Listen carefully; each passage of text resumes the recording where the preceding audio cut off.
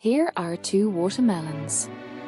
Both grew in the same bed, got water from the same hose, and sat under the same sun. This one is sweet, juicy, and weighs almost 20 pounds. This one is pale, bland, and tastes like biting into a wet kitchen sponge. The difference between them comes down to one single detail almost nobody talks about. And by the end of this video, you will know exactly which side your watermelon ends up on. But first, let's talk about why watermelon is considered one of the hardest crops for a beginner, and whether you should even attempt it this season. If you have ever grown a disappointing watermelon, this video is for you. Today I am giving you the complete growing guide, from planting all the way to the exact moment you know it is ripe. Here is what is coming up, how much space you actually need, the temperature threshold that decides flavor, the one thing about the soil that watermelon needs but pumpkins do not, the nutrient this plant is starving for, the water secret from the beginning of this video, how to fight off its biggest enemy, and at the very end, a foolproof way to tell when your watermelon is ready to pick.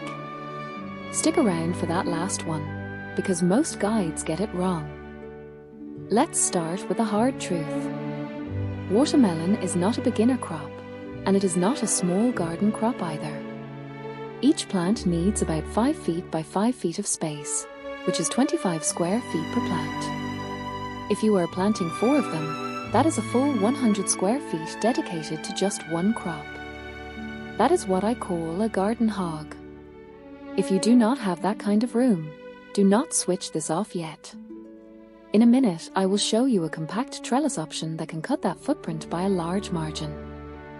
Watermelon absolutely will not perform in cool weather. Your summer nights need to stay at least in the low 70s Fahrenheit. If your nights are cooler than that, ripening slows down and you end up with that pale, flavorless melon nobody wants. Check your own climate zone before committing 100 square feet to this crop. It will save you a season of disappointment. Here is something most guides skip entirely. Watermelon and cantaloupe are not like pumpkins or squash. On a pumpkin, every spot where a leaf joint touches the ground can send down new roots, giving the plant a backup support system. Watermelon does not do this. It relies entirely on its original root base. That means the soil has to be loose, well-draining, and full of organic matter from day one, because those roots are the only thing feeding this plant all season long. Work in plenty of sand and compost before you ever put a plant in the ground. Mulching around the base also helps here, and it sets up something important I will get to in a few minutes. Watermelon is an extremely heavy nitrogen feeder.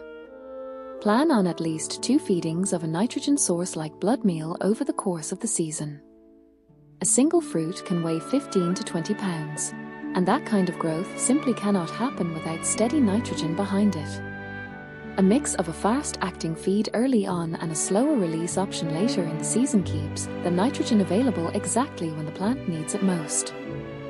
Now, back to the 2 watermelons from the start of this video. Watermelon is roughly 90% water, which is exactly why it is named what it is. If the soil is allowed to dry out even occasionally, the flesh turns spongy and the flavor disappears. The difference between a watermelon that drips down your chin and one that tastes like a sponge is not the variety, and it is not luck. It is whether the soil was kept consistently moist for the entire growing season, not just watered when you remembered to.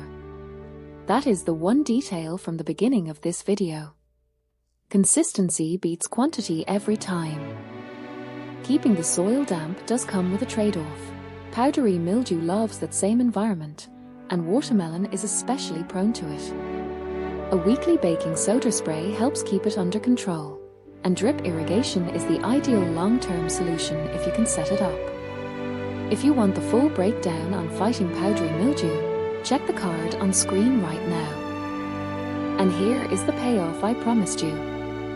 Forget thumping the melon. That method is unreliable at best. Look at 2 things instead. First, the little curly tendril where the stem meets the vine should be fully dried out and brown. Second, The spot where the melon touches the ground should turn from white to a creamy yellow. When both of those show up, your watermelon is ready. Keep in mind the full timeline. Most varieties take 100 to 110 days to mature, so you need a growing season of at least 150 days to have a real shot at success. Now you know exactly why one watermelon turns out sweet and juicy while another ends up tasting like a wet sponge. Get even 2 or 3 of these 6 things right, and your harvest will look completely different this year. Let me know in the comments which variety you are growing this season. And if there is a crop you want a full growing guide on next, drop it below. I read every one of them. The full playlist of growing guides is linked below. Grow big, and I will see you in the next one.